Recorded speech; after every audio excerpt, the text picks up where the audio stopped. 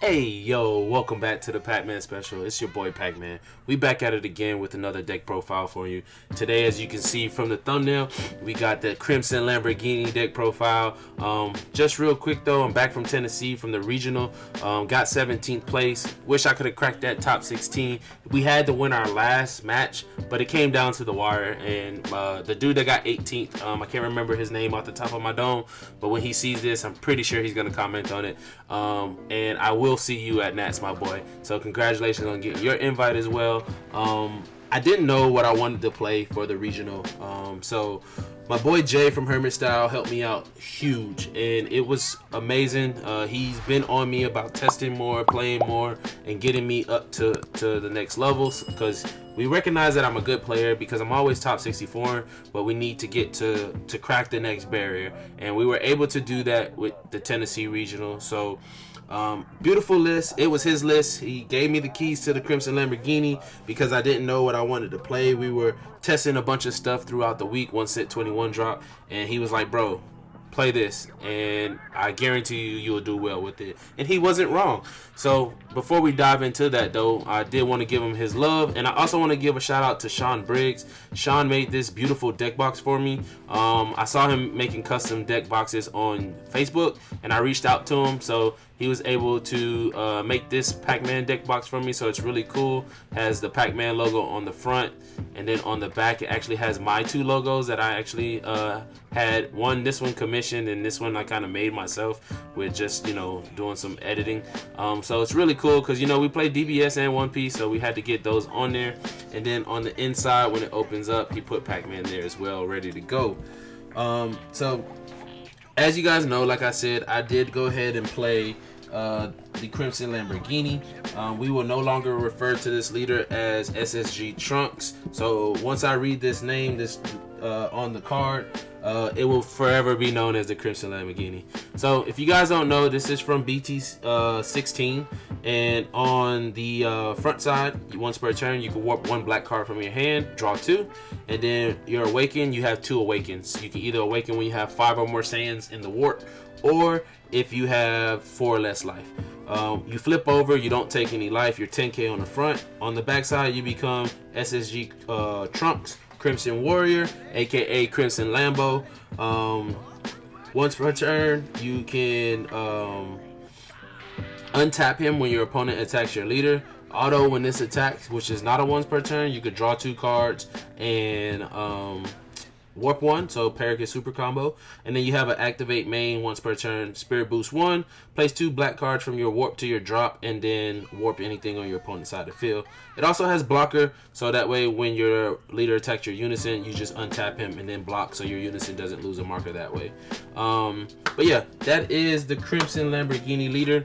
We're gonna go ahead and dive into this deck profile. First things first, we have to start with our main engine.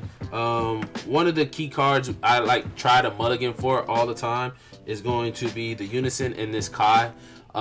We did a 4-3 split in testing. Throughout the day, most of my matches I saw this in my opening hand, and I was able to play my Unison on 1, and that's really cool because it just gets your engine going and being able to start pressing and drawing cards and establishing a unison with a whole bunch of markers so you can spirit boost and do different things of that nature.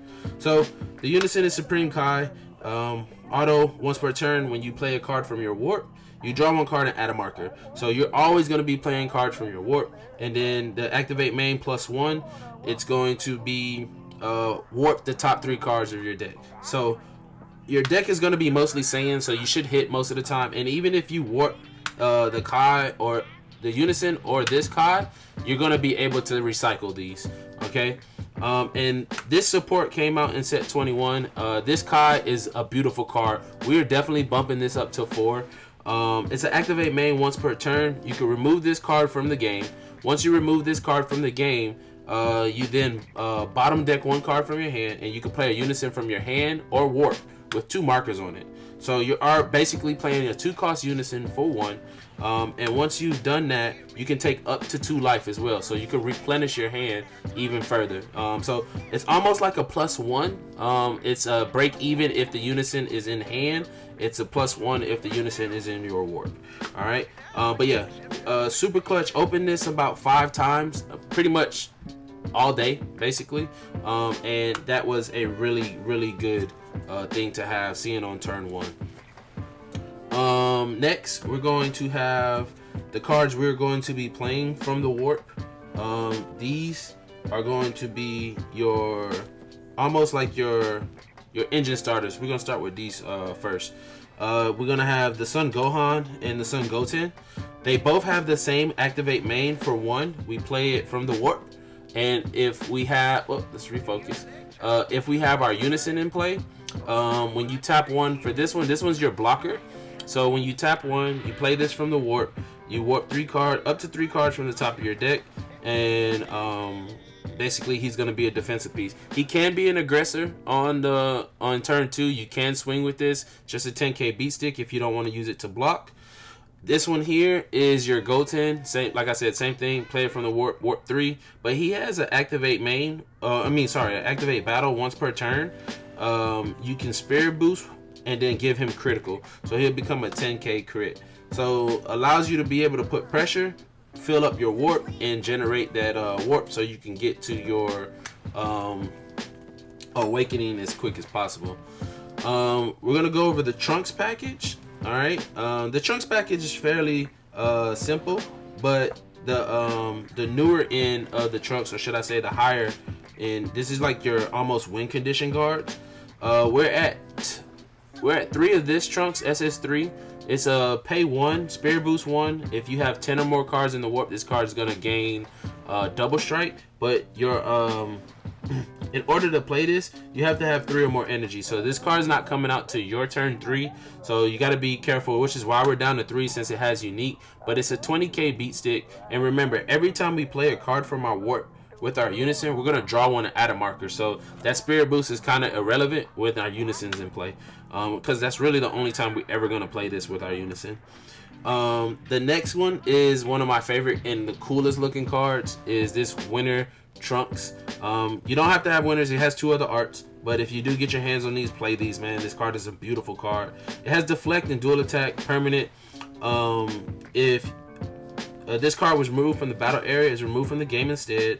And then auto, when this card attacks, you take 3 cards from your warp and place them in the drop. So this helps fuel your overrealm, so that way you can go ahead and overrealm each time. And then you have an activate main for 2. You can play this from the warp if you have 8 or more cards in your warp, which you will by turn 2, turn 3, and be able to slam this. It's a 20k beat stick with 2 swings. Now the support that we did get was this beautiful 8-drop. This 8-drop has unique, triple strike, barrier, and it has Xeno Evolve. Xeno Evolve, for what a lot of people don't know, even if the card is in rest mode, because your target to Xeno Evolve is going to be this 5-drop, you're going to Xeno Evolve over this. This card is going to go to the warp, but because of the permanent, it's going to get removed from game instead. So you basically, when you Xeno Evolve into this Trunks, you're going to be able to deal possibly 5 damage with just 2 cards. And it has the permanent to where you can Xeno Evolve from the warp or your hand.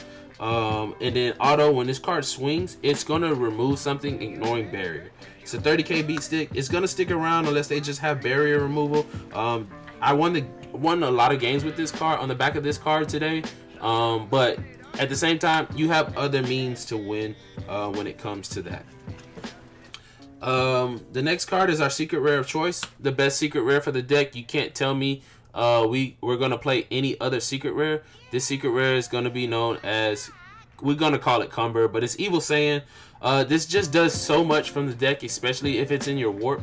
This basically is gonna say activate main. You're gonna tap 2, play this from the warp. Right, and you can play it from your hand, but your opponent has to have 3 or more energy in order for you to play this. And when you play this, it's gonna do, I believe, 5 things for you. So if it's in your warp, you're gonna tap 2, play it. It's gonna trigger your unison, so it's gonna draw you a card and add a marker. It's gonna remove something, ignoring barrier, in the activate main. And then it has the auto. Once this card is played, I get to look at my opponent's life. If they have 2 or more life, I get to take a battle card with an energy cost of 7 and warp it. So it burns a life. Then after you burn a life, you can then take something from their warp that costs 7 or less and play it on your side of the field, right? So now you get another body. Then on top of that, once per turn, when your opponent plays a card that's 7 or less, and that's key, 7 or less is key that you play. Because if they play something 8 costs or higher, your auto won't trigger. If they play a token, your auto won't trigger. It has to be 7 costs or less, since tokens don't have specified costs. When they play something, you then it's always the first card that they play that's 7 or less. You can warp the card that they get that you took from them and take control over it. So if they negate the swing after this card is played, they get the negate, but they won't get the auto. All right, the auto becomes yours. So the floodgate becomes yours, and you could choose to trigger it depending on what the auto is, things of that nature. I had someone play a secret identity. I got the secret identity and warped their board. So, but they had to play around it and force the issue, because if not, I would basically have taken their other plays that were going to try to win them the game. So this is the only secret that I recommend playing for the deck. You can't convince me otherwise. So yeah, if you got your hands on this, definitely play it. Super combo of choice, and this is something you can tinker with. It's going to be Goten. This just says it's an early super combo. If I have 5 or more cards in a warp, I guess basically draw a card, and it's a 0-10k. So that way I can always have that 0-10k just in case something, you know, kind of like ignores that. Because I know Vegeta is a 0-5, and if you have multiple, if you're at 4 or less life, you can use that. So there's times where you'll see this early and just being able to apply pressure. So like with your other Goten that you can spirit boost and give critical, you can just slap this on there and hit them with a 20k crit and generate some Z energy. Now we're gonna go ahead and dive into some tech cards. We played 2 Son Gohan changing history. This is for blue. It's basically D-Magic hate. Got sided out a lot if I didn't play blue, and I believe I only had 2 blue matchups, so it did come in and out. This may get cut and just move and live in the side.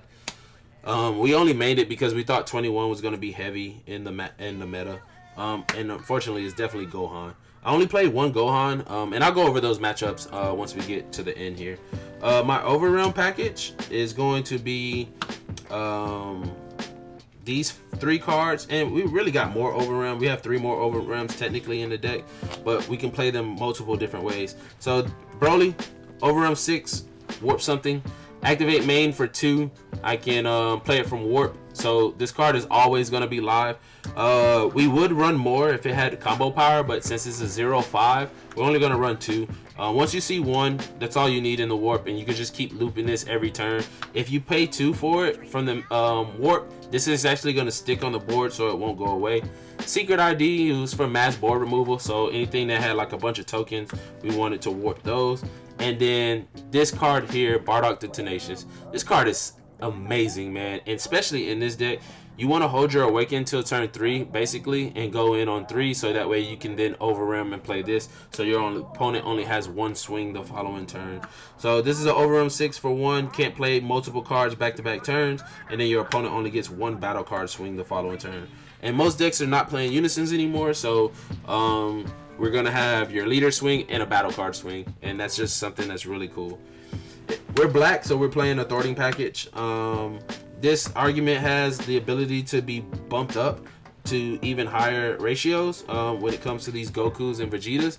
Your Goku is going to be able to grab you anything between 3 and 7, which is a lot of your key cards in the deck from your warp, so that's actually really good. And it's a 30k beat stick. Then you have Vegeta. This Vegeta is broken. It is snapped.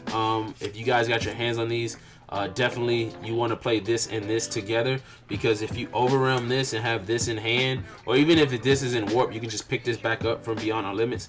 Tap 1, play it. It's going to remove something, and it's going to gain critical if you use it to pay for 1, or you can Overrealm 6 for it. And then we're playing Thwarting Dark Empire, because it's going to be easy just to fuse into this and be able to just generate even more value, which is really, really, really nice. On to the negate package. We're going to have 2 of Son Gohan history, hostile Saiyan encounter. This has a permanent, when this card is removed from the field, is removed from game. Auto limit 1. You can, if your life is at 4 or less, you can take a life, and when you take that life, you can bottom deck a card and then negate the attack. That happens at auto speed, so they'll swing, get their autos, and then your auto will trigger. This can trigger from the warp or the drop, and then you have an activate an auto. When this card is Z charged, you can warp something 4 costs or less. So it just helps, especially in the yellow matchup. Being like Majin Vegeta, none of their stuff really has barrier like that, so you can be able to. Their key cards don't have barrier. You can just warp their cards after they swing with them. You have the Pan's at a 2 of, but it is a Saiyan, so these are both Saiyan targets to help you in your milling or your warping off the top. This is a floodgate. It's a counterattack. Play this card. When this card is played, you can pitch a card. So you can counter. If they counter it, you don't have to pitch. But if they don't counter it, hits board, you can pitch a card. And when you pitch a card, basically what's going to happen, anytime your opponent swings a battle card, they have to bottom deck, pitch 2 cards, not bottom deck. They have to pitch 2 cards, and then because my leader is Crimson Lambo, it's reduced by 1 in my hand. And then we're going to have Kai. Kai is turned on as soon as you mill 3 cards. As soon as you warp 3 cards from the top of your deck, this is live. This is probably the better negate to have because it does stop 2 attacks. If they have a battle card on board, you can just negate, warp the other battle card, and then this is just combo power on the next end. We do have 3 support the Dark Empire, which we were able to get this beautiful token to go along with it. So if you guys didn't got these, definitely pick these up.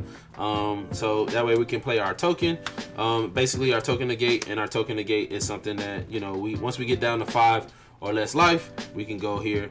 And remember, it's gonna take a while for them to put us down because we can awaken at high life and awaken at 8. But those are basically your negates. You can play around with these ratios and get them to where you want them. The Gohan definitely overperform. I definitely recommend being at 3.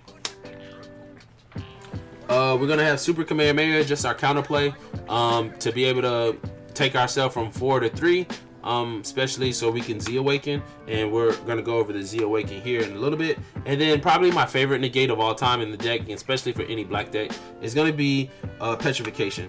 Petrification is the only negate that stops pending autos. So when you petrify, like their 8-drop against Gohan, they don't get any autos. It just locks it up, it's spit on, it turns to stone, and they can't do anything with it for until the end of your turn. So basically you can just, it goes through barrier, you can just snap it, and then if it doesn't have barrier on your turn, you can just warp it after that. So I recommend probably bumping this up. I did run the 3rd in the side. It did come in against green every time I played it, or if anything that I felt that had like a boss monster with barrier that I couldn't interact with. So that was the main deck for the Crimson Lambo. Let's go ahead and dive into the Z deck. So with our Z deck, you're really only playing 2 cards from the Z deck. The first one is the Crimson Man himself with the Keyblade. Crimson Lambo, Guiding Light, Awaken, Spirit Boost 1 if your life is at 3 or less, and you pay 2 Z energy. So it's a free Z Awaken if you have your Unison on board, which you will. You still get the same auto of the Paragon Super Combo, swing, draw 2, warp 1. Your activate main once per turn, Spirit Boost 1. No energy requirement this time. Warp anything on their side of the field. It doesn't ignore barrier, but you can warp anything. Then you'll place 2 cards from your warp back in your drop, so it'll help fill your overwhelm again. And if you have the Unison in play, you gain 5k in double strike. So on your turn, you're at 25k double strike because he's 20k base. Beautiful card. Once I got down to low life, it was like playing this and just winning the game. The next card we had was Boo. It's just a generic black Z battle card, and with it being the generic black Z battle card, it's going to be the one that's going to be played the most. 1 for 1, and then you pop a Z energy and then eat something. So it's actually really cool, really clutch. Granted, I have 3 copies, but I only ever played once per game. So, and a lot of times it stick around if they don't get rid of it. It'll just do work, because the more Z energy you have, every turn you can just pop a Z energy, eat something, gain the 20k boost, and make him either a 25k blocker or a 25k beat stick. Your next card was going to be Pan. It's just a one of, auto limit 1. The Supreme Kai leader. Well, if your leader's a black Supreme Kai leader, so we don't really need that one, but we use the activate main for the Bond 3. And the Bond 3 basically lets us warp a card. And you have to have 3 Xenos, which you can, because you have Xenos in the deck. You're gonna have Demigra as a one of as well. Demigra is a 2 for 3 Z energy. It's unique, permanent. This card gets 2,000 power for each card in your Z energy, which you can build up your Z energy if you want, but it's already 15k base, and then it has an auto once per turn. When you play a card from your warp, you draw a card and warp something. So if you have this and your unison, it's basically going to be a draw 2, add a marker to unison, warp a battle card, and it's in generate a body. So really good card. And then lastly, SSB Vegeta, just in case we need to take our life offensively and go down to 3 to help ourselves Z awaken. So the Z deck is going to be fairly simple. Nothing really changes in it unless they generate more black battle cards for us. But that's basically going to be your Z deck. Move the token here, and we're going to go ahead and talk about the side. Side deck is pretty simple. Since we do warp cards, we played 2 Jiren. This is for blue, just in case they pushed us to late game. We wanted to have this and be able to not be able to put our hand back. I never got past this high, but we have to play it in respect to blue, just in case they ramp. We played 2 minus energy ball. This came clutch in certain matchups, but not all the matchups I sided it into. But against Poku, they swung. I warped their Chi-Chis so that they just couldn't do anything when it came to that. Next was Koitsukai, Floodgate based decks. Arguably cuttable, just depends on how you see it. If you feel like the meta is going to go more heavy yellow, right now it's not. It's definitely heavy green, so there's an argument to cut Koit for the time being. Especially since you warp things, it doesn't go in your drop as easy, so you want to see this in your hand and combo it off to put it in your drop. But if you see your trunks, you can then fuel it back to from your warp to your drop.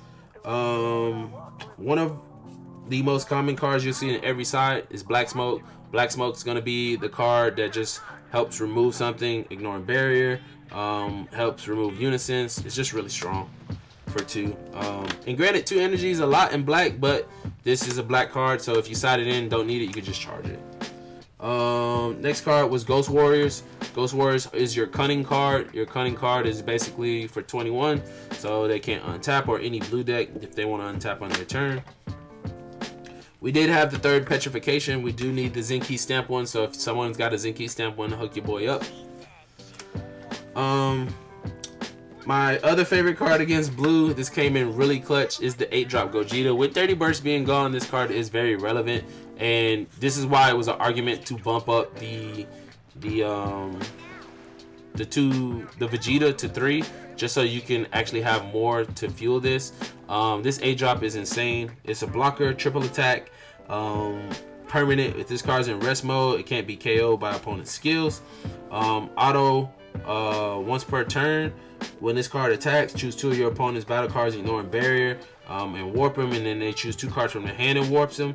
The one matchup I did play this in, I ended up getting 2 cards out of their hand plus 3 negates, because they negated all 3 attacks. So it was a 5-card removal. It's 35k base. You pay 4 by sending a Vegeta and Goku Xeno from your drop to your warp. So beautiful card, amazing, really clutch. I'm glad I'm able to play this card because this card is insanely gorgeous. With the other 8-drop Gogeta from Red Gone, this is the 8-drop Gogeta that you will play.